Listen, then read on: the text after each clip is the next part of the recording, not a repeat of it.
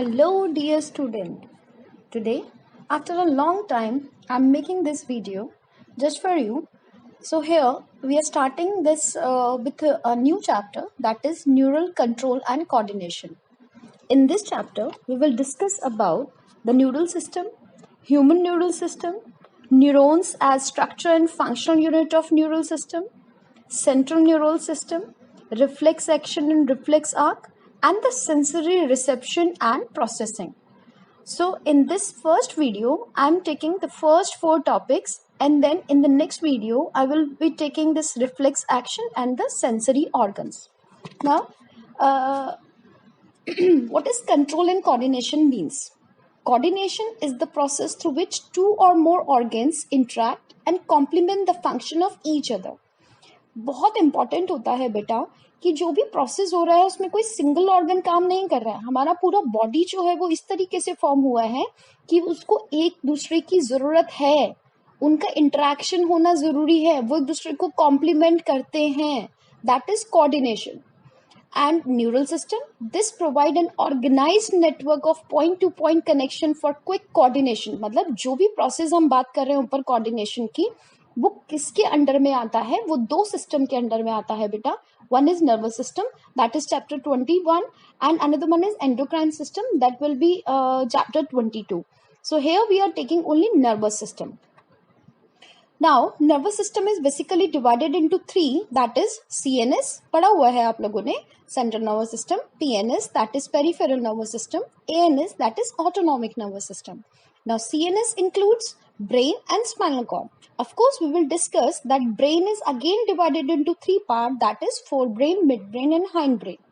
And peripheral nervous system, it includes two type of nerves. One is cranial nerve, which of course arise from brain, and another one is spinal nerves, which arise from spinal cord. Now the cranial nerves are of three kind. आपने terminology सुनी हुई है, that is sensory nerves, motor nerves and mixed nerves. What is sensory nerves? जो message को लेकर जाती है, and what is motor nerve? जो मैसेज लेकर आती है, and what is mixed nerve? जो दोनों फंक्शन परफॉर्म करती हैं.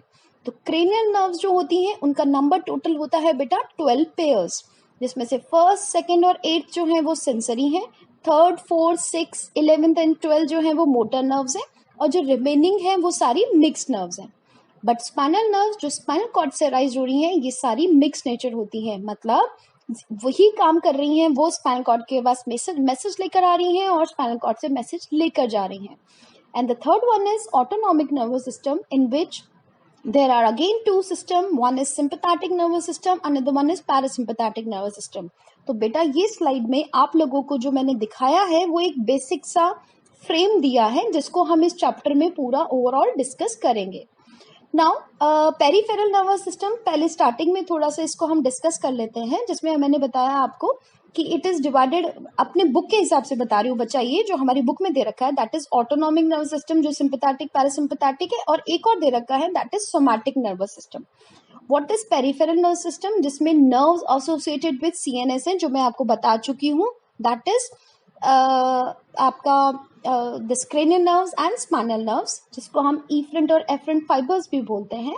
What is somatic nervous system? जो इम्पल्स को from CNS to skeletal muscles लेके जाता है, जबकि ऑटोनॉमिक नर्वस सिस्टम जो ट्रांसमिट करता है इम्पल्स को from CNS to involuntary system and smooth muscle. देखो एक क्या कर रहा है somatic nervous system, CNS to skeletal muscles, और एएनएस क्या कर रहा है, सीएनएस टू इनवॉलंटरी सिस्टम और smooth muscle. So this is difference. ये मैं आपको डोंट गेट कंफ्यूज, ये हमारी बुक में इस तरीके से दिया हुआ है, तो उसके हिसाब से मैंने आपको बताया है. नाउ सबसे पहले हम बात करते हैं structure and functional unit of nervous system, which is called neuron. Now neuron का स्ट्रक्चर आप बच्चा क्लास 9 से बनाते हुए आ रहे हैं. एक सेल बॉडी होता है, उस सेल बॉडी के अंदर एक न्यूक्लियस होता है, उसमें बहुत सारे डेंड्राइट्स निकले हुए होते हैं. जो लॉन्गेस्ट डेंड्राइट होता है उसे हम एक्सॉन कहते हैं. एक्सॉन के दोनों तरफ श्वान सेल्स प्रेजेंट होते हैं, जिस पर एक शीथ होती है, उसे हम माइलिन शीथ कहते हैं. जहां माइलिन शीथ एब्सेंट होती है उसे नोड ऑफ रेनवियर कहते हैं. जहां एक्सॉन का एंड होता है बच्चा, उसे हम एक्सॉन टर्मिनल कहते हैं, और वही आगे जाकर सिनेप्टिक नर्व्स भी बनाता है.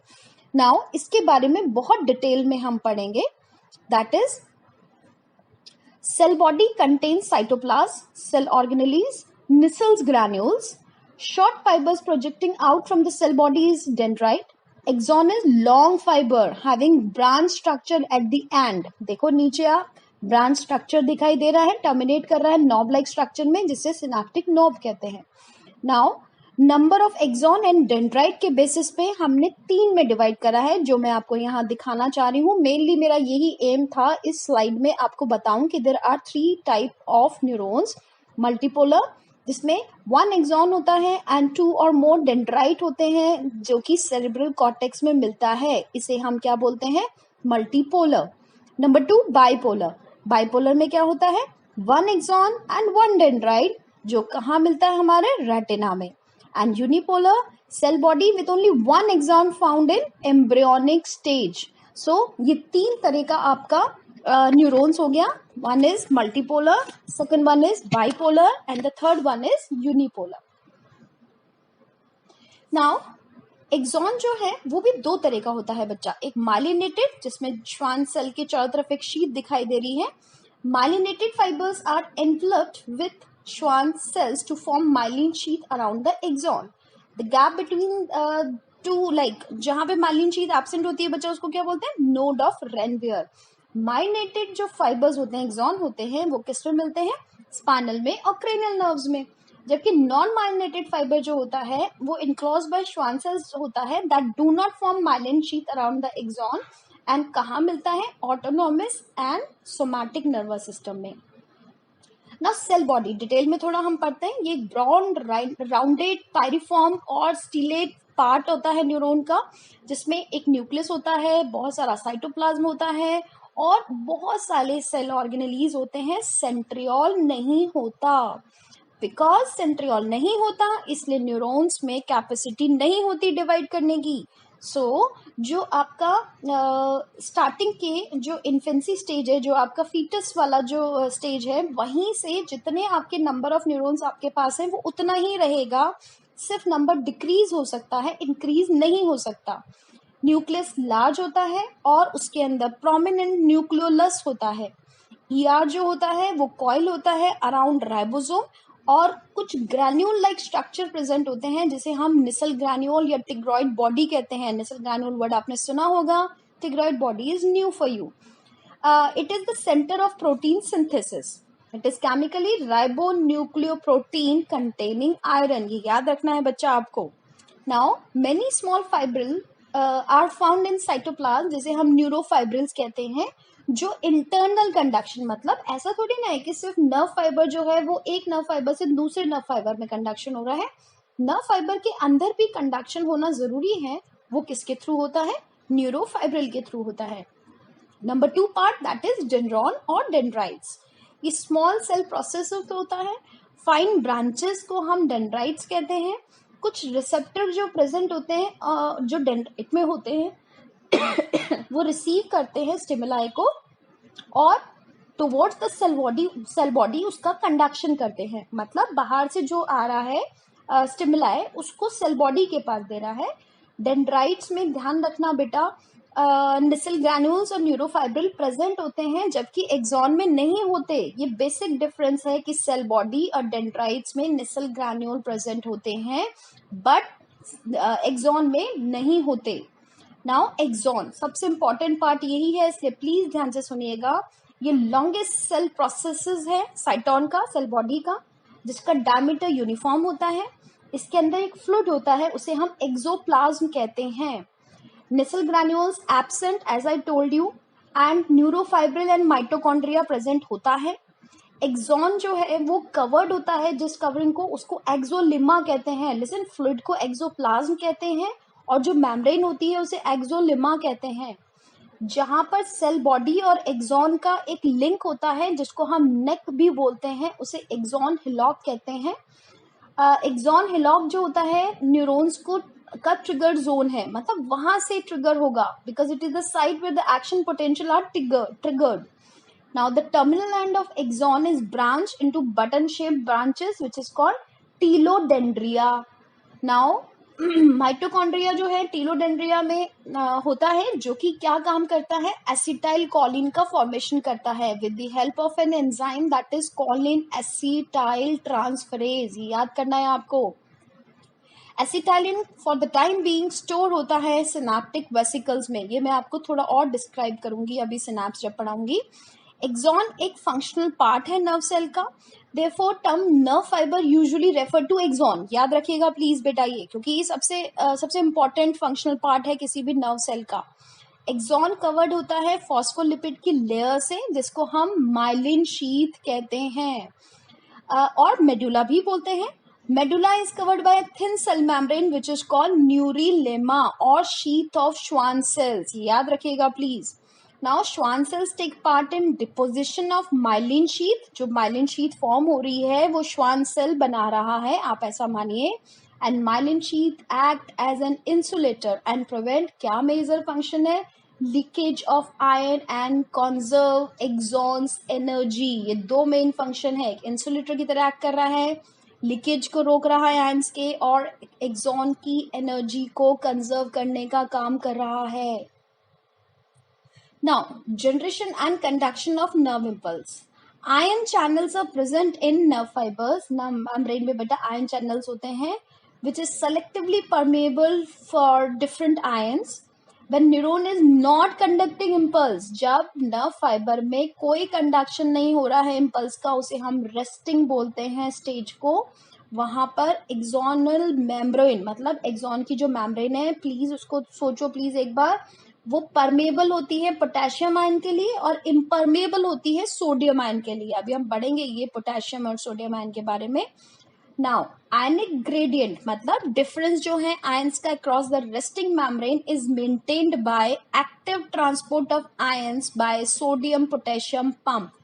This will develop positive charge outside the axonal membrane and negative charge inside. बस आप तो प्लीज ये याद रखिएगा कि रेस्टिंग स्टेज में जो एक्सॉन है उसकी मेम्ब्रेन के अंदर की तरफ तो नेगेटिव आयन कॉन्सेंट्रेशन होता है और बाहर की तरफ पॉजिटिव आयन कॉन्सेंट्रेशन होता है। Neurons are excitable cells because their membrane are in a polarized state. Different type of ion channels are present on the neural membrane. These ion channels are selectively permeable, जो मैं आपको ऊपर बता भी चुकी हूँ चीज। Now look at this diagram. ये आपको देखो बच्चा दिखा रखा है, एक्सॉन की मेम्ब्रेन है जिसमें इनसाइड है, मतलब अंदर एक्सोप्लाज्मा की बात कर रहे हैं हम, और आउटसाइड है। तो कैसे ट्रांसपोर्ट हो रहा है, एक्टिव ट्रांसपोर्ट हो रहा है और पैसिव डिफ्यूजन हो रहा है। एक्टिव ट्रांसपोर्ट आपको किसका दिखा रखा है, जैसे 3Na+ आउटसाइड जा रहे हैं या अंदर आ रहे हैं, ये तो हो गया हमारा एक्टिव ट्रांसपोर्ट जो व्हाइट वाले से दिखा रखा है एरो से, और जो ब्लैक वाले से दिखा रखा है that is passive diffusion through protein channels जो प्रेजेंट होते हैं मेम्ब्रेन में, जो हेल्प करते हैं चीजों को बाहर से अंदर ले जाने में या अंदर से बाहर ले जाने में, दोनों तरीके से। तो इस तरह के जो डिफ्यूजन होता है उस डिफ्यूजन को बच्चा हम फैसिलिटेटेड, मतलब प्रोटीन चैनल्स हेल्प कर रहे हैं डिफ्यूजन प्रोसेस में, इसलिए हम उसे फैसिलिटेटेड डिफ्यूजन कहते हैं। जैसे हाई पोटेशियम आयन कॉन्सेंट्रेशन है अंदर जो मूव कर रहा है लो Na+ कॉन्सेंट्रेशन, तो that's why it is a passive diffusion, right. Now बाहर जब हाई होता है सोडियम आयन कॉन्सेंट्रेशन का, तो वो अगर मूवमेंट हो रहा है तो उसे फ्रॉम हाई टू लो, तो अगेन उसको हम पैसिव डिफ्यूजन प्रोसेस बोलेंगे, right. Now resting membrane potential, that is resting phase क्या है वो अब हम पढ़ेंगे। जो पोटेंशियल डिफरेंस होता है across the cell surface of membrane of nerve cell, it is negative inside, I told you, with respect to positive outside. इसको हम बोलते हैं पोलराइज स्टेट। सिंपल सा समझिए, अंदर नेगेटिव होना और बाहर पॉजिटिव होना रेस्टिंग मेम्ब्रेन पोटेंशियल कहलाता है। ये एक पोलराइज स्टेट है। The potential difference across the membrane at rest is called resting membrane potential. बता दिया मैंने आपको, RMP जो कितना होता है -70 माइक्रोवोल्ट। या नेगेटिव क्यों दिया है हमने, क्योंकि ये इंडिकेट कर रहा है कि मेम्ब्रेन के अंदर जो है वो नेगेटिव है बाहर के कंपैरेटिवली, इसलिए हम बोल रहे हैं -70 microvolt. The resting potential is maintained by active transport as well as passive diffusion of ions. अभी बताया मैंने आपको। Now resting membrane potential is maintained by active transport of ion against their electrochemical gradient by sodium potassium pump. What is this? These are carrier proteins located in the cell surface membrane. They are driven by the energy supplied by ATP and couple the removal of 3 sodium ion from the exon with the uptake of 2 potassium ion. बच्चा क्या बोल रहे हैं? Sodium ion 3 बाहर जा रहा है, potassium ion 2 अंदर आ रहा है. देखो दोनों पॉजिटिव हैं, तो बाहर पॉजिटिव ज्यादा जा रहा है नेगेटिव और अंदर पॉजिटिव कम आ रहा है. अलॉन्ग विद दिस अंदर की तरफ एक्सोप्लाज्म में एनायंस बहुत सारे होते हैं. तो क्योंकि एक तो पॉजिटिव बाहर ज्यादा जा रहा है और अंदर एनायंस है, इसलिए रेस्टिंग मेम्ब्रेन पोटेंशियल में अंदर नेगेटिव होता है, बाहर पॉजिटिव होता है. The concentration of sodium is more, ये मैंने अभी आपको बता दिया, कहां पर? साइटोप्लाज्म में. But K plus concentration becomes more in axoplasm, अंदर की तरफ पोटेशियम आयन है. The active movement of ion is opposed by the passive diffusion of the ion.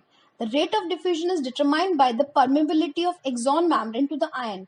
Potassium ions have membrane permeability greater than the sodium ions. Therefore, potassium ion loss from the exon is greater than the sodium ions gain. This leads to net loss of potassium ion from the exon and the production of negative charge within the exon. ये कारण है. Due to active transport and diffusion process, positive charge is more outside and negative charge is more inside, जो मैं अभी आपको बता रही हूँ.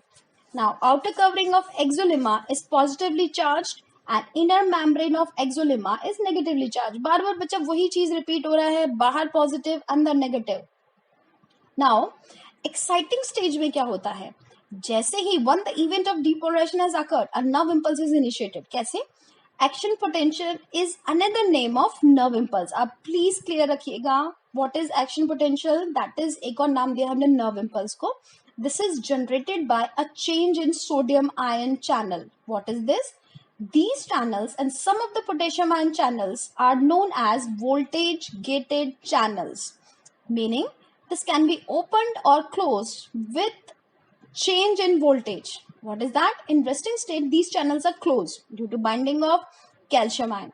An action potential is generated by a sudden opening of the sodium gates.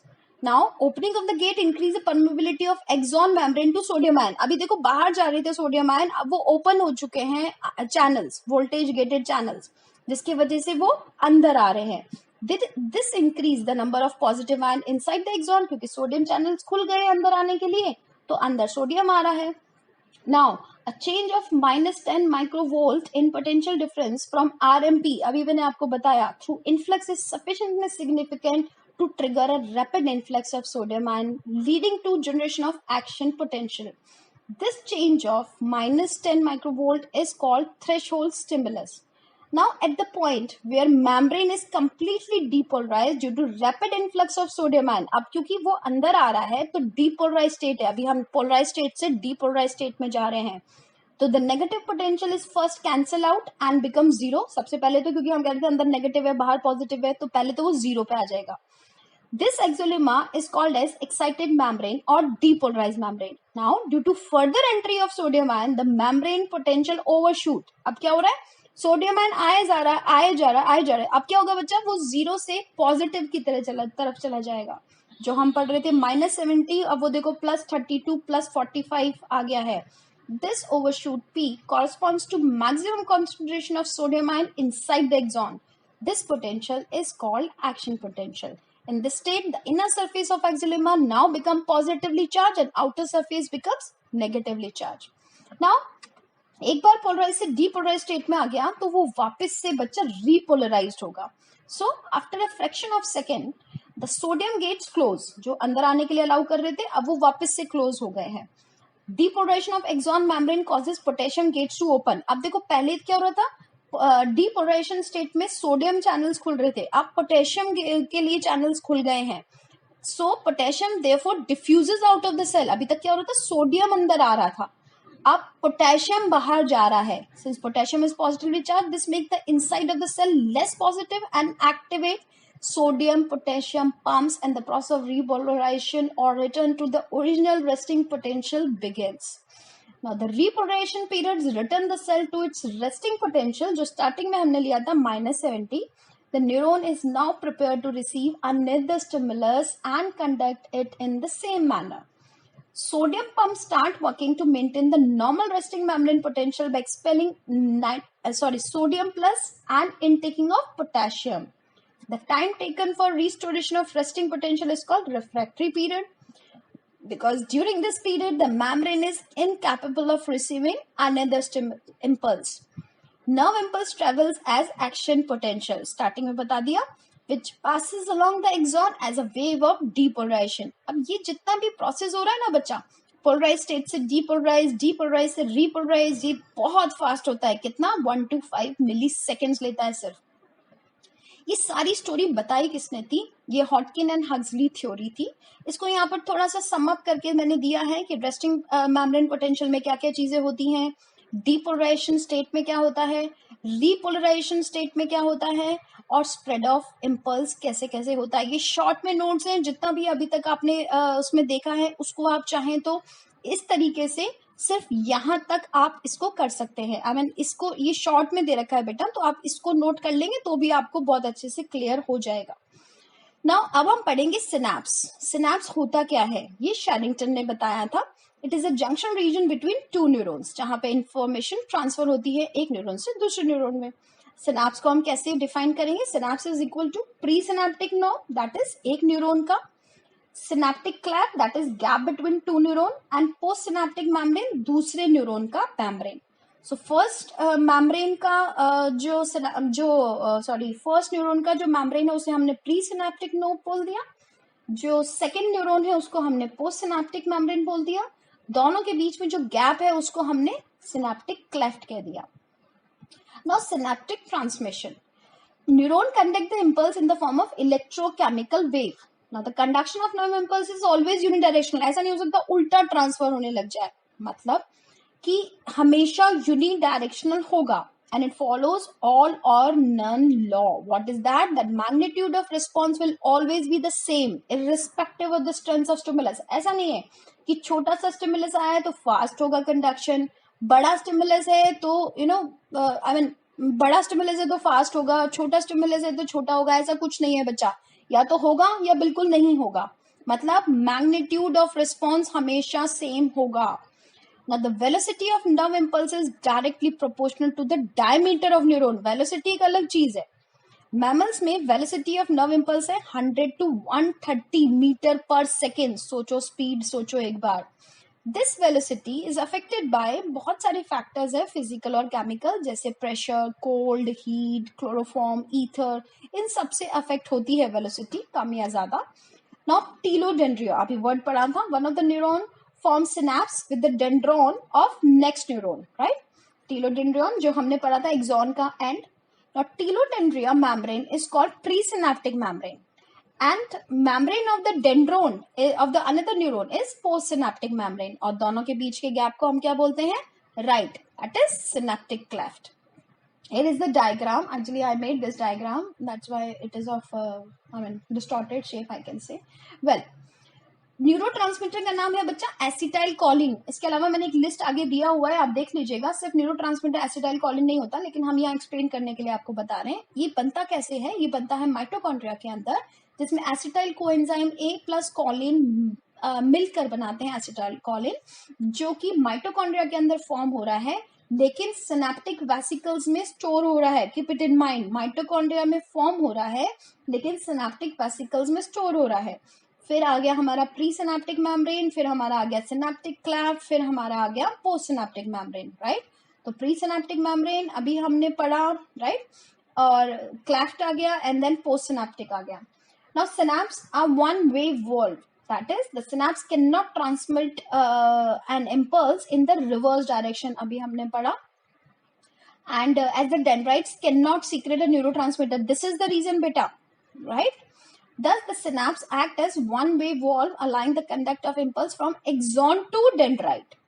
Now synaptic delay, the transmission of an impulse across a synapse is slower than its conduction along a neuron. भाई अगर सिर्फ neuron की बात कर रहे हो तो conduction comparatively fast होगा, लेकिन अगर वो एक सिनेप्स क्लैफ्ट को अगर थोड़ा सा पास कर रहा है तो उसमें थोड़ा सा टाइम ज्यादा लगेगा. This is because the time needed for the release of neurotransmitter, its diffusion through the cleft and its action on the postsynaptic membrane takes time. That is called synaptic delay. Clear हुआ होगा आप लोगों को?